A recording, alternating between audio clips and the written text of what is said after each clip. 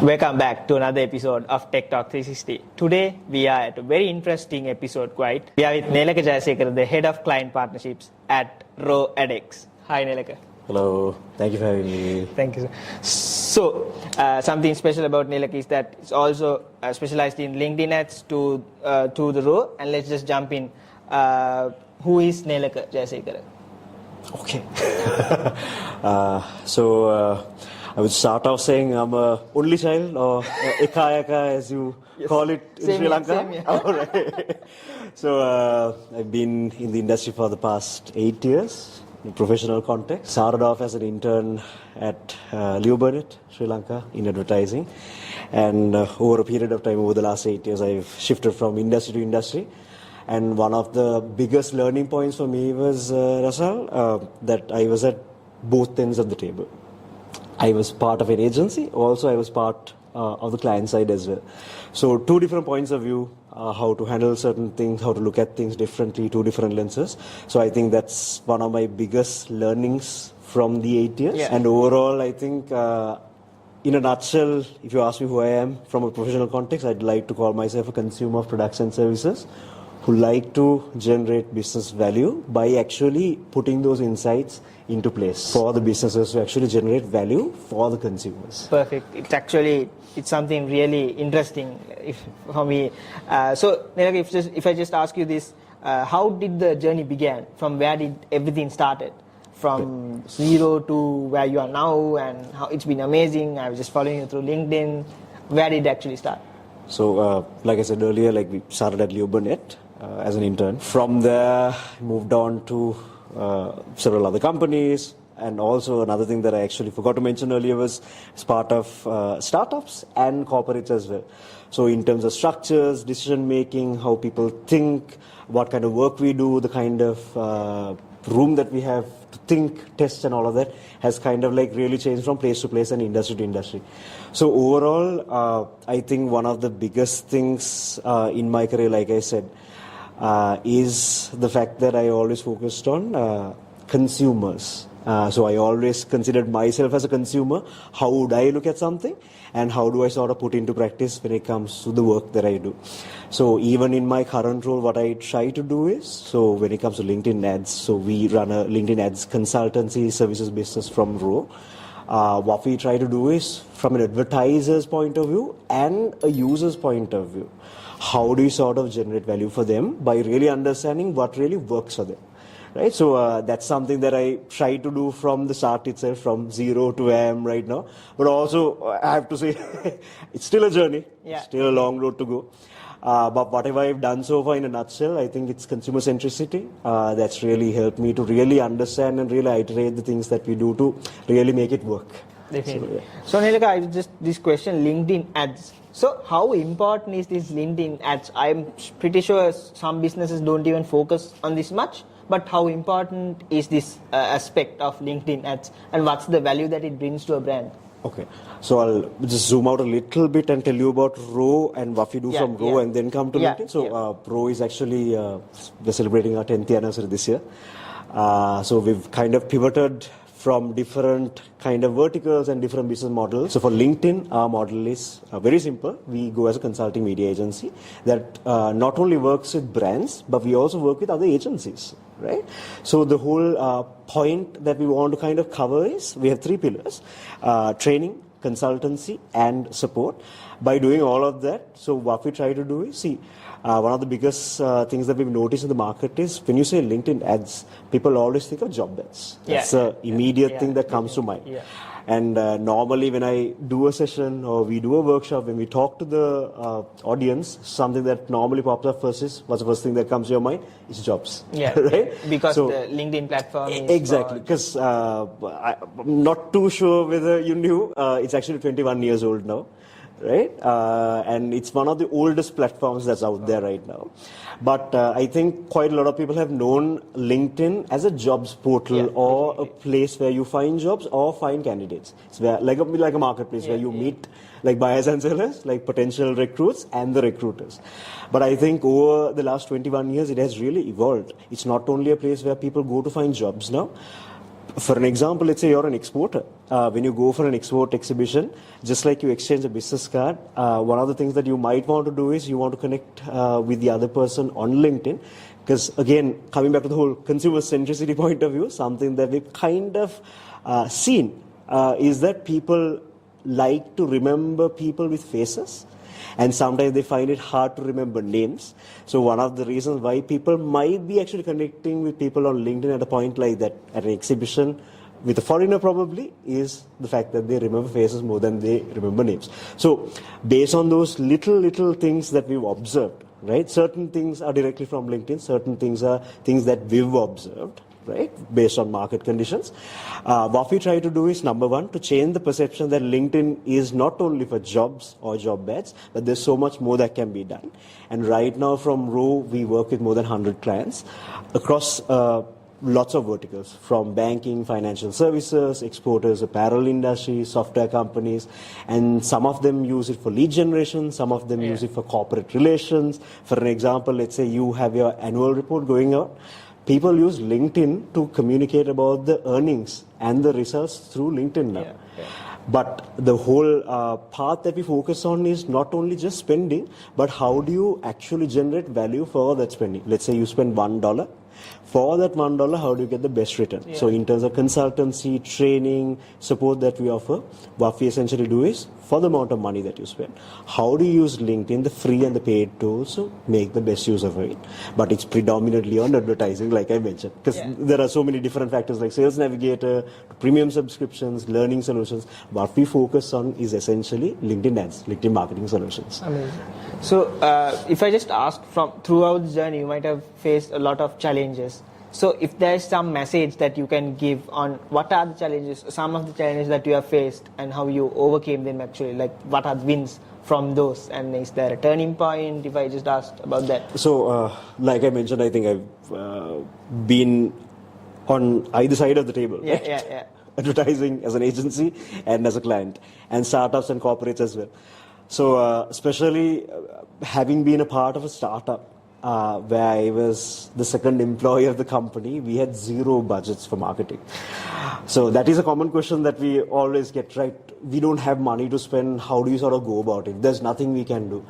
And sometimes that's a starting point for quite a lot of people, right? But in this day and age, with the tech that we have, I think in the simplest form itself, there's so much that can be done. But it's all about creative problem solving.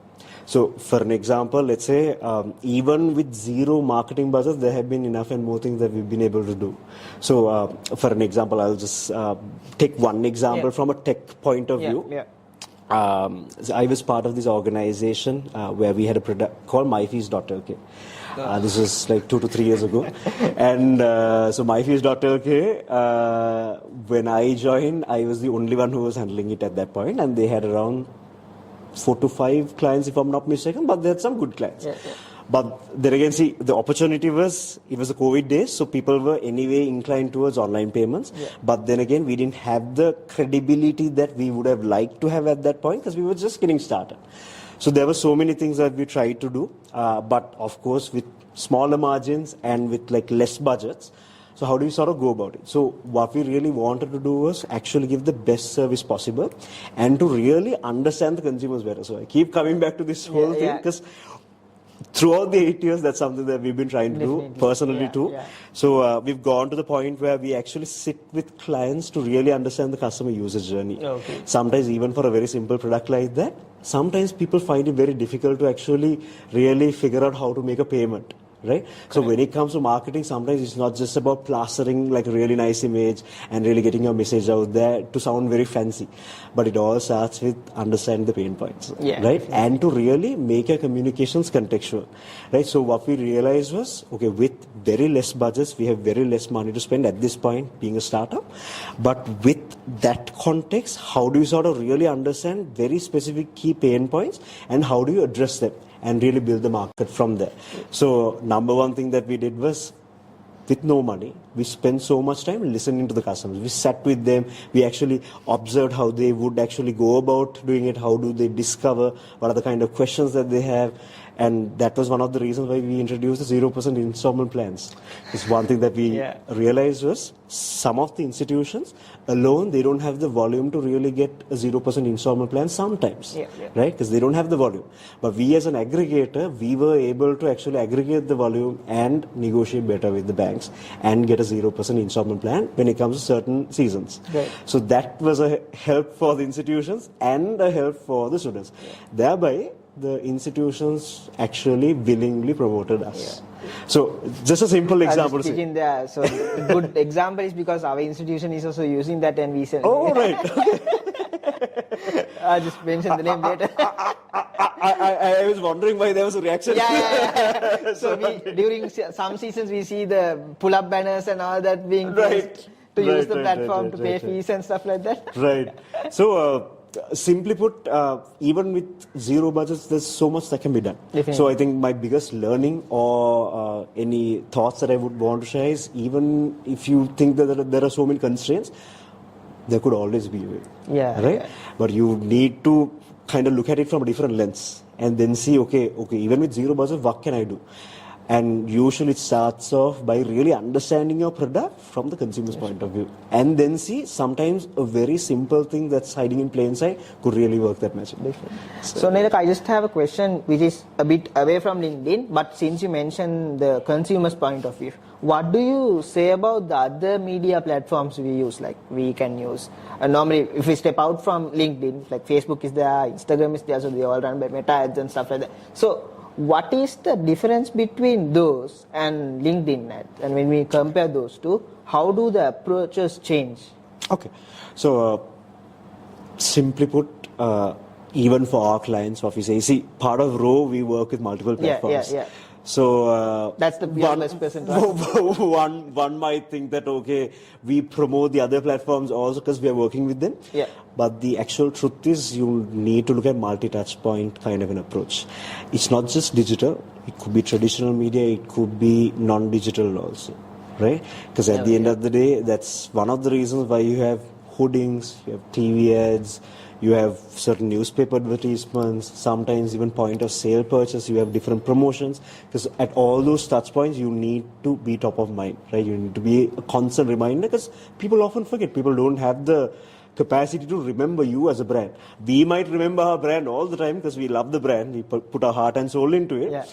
But we can't make the same assumption for our consumers. So when it comes to other platforms, not saying this like I said, because I'm from Row and we work with other platforms, you got to have a multi-touch point kind of an approach.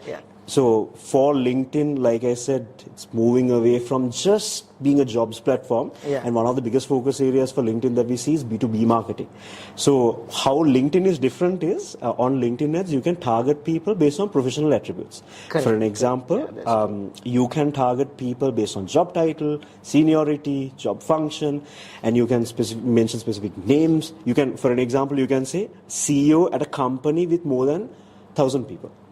So instead of targeting all CEOs in Sri Lanka, for an example, in Sri Lanka we have 2.2 million people as of now on LinkedIn. So out of the 2.2 million, we can say target all CEOs. But maybe it might not make sense to target all CEOs because there could be so many young CEOs that doesn't really fall under the kind of person or the persona that you want to kind of target for specific requirements, right? So in those kind of instances, you can target by combining different attributes. So that's where LinkedIn stands. The accuracy is really... Accuracy is to the point.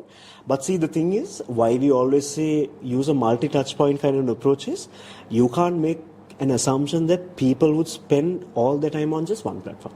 They could just switch from one platform to another.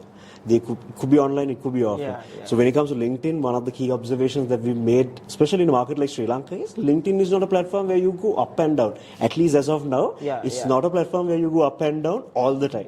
It's not a video-based platform where you go up and down and spend your time. But what LinkedIn would like to actually always say is, it's a platform where people invest their time. Meaning, they always go to LinkedIn with a purpose. It's not just for jobs anymore. It's usually to learn and grow. When I say learn and grow, growing could be a part of, like, maybe looking at jobs, all of that. But growing is not only looking for a job now.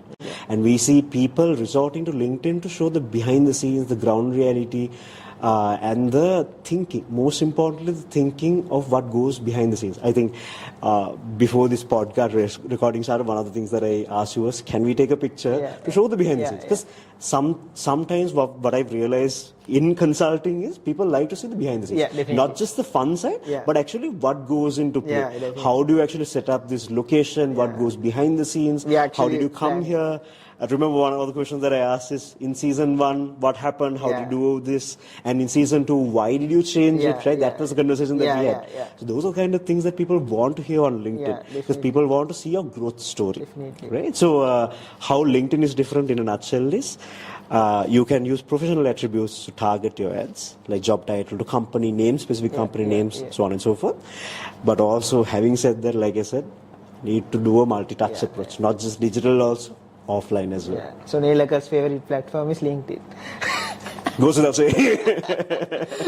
So this next element is something that we are doing new for the show. So it's just, you just have to answer the questions in one word or one sentence. Okay. So if I just ask you, what is the best advice you could give someone?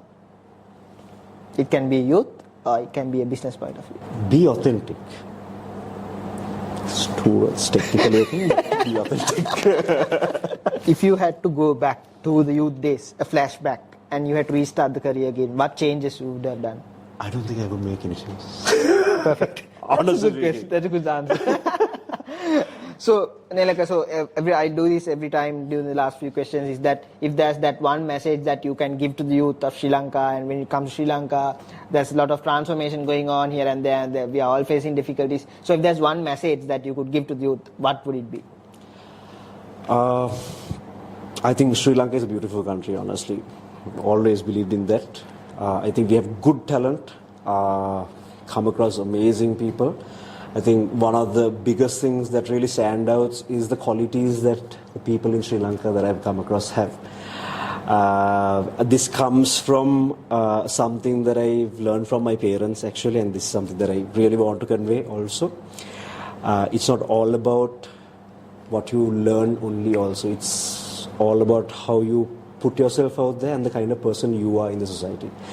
While we talk about growth, we talk about professions, we talk about education, all of that, I think big part of growth is being a good human being. Not only a good Sri Lankan, but also a good human being.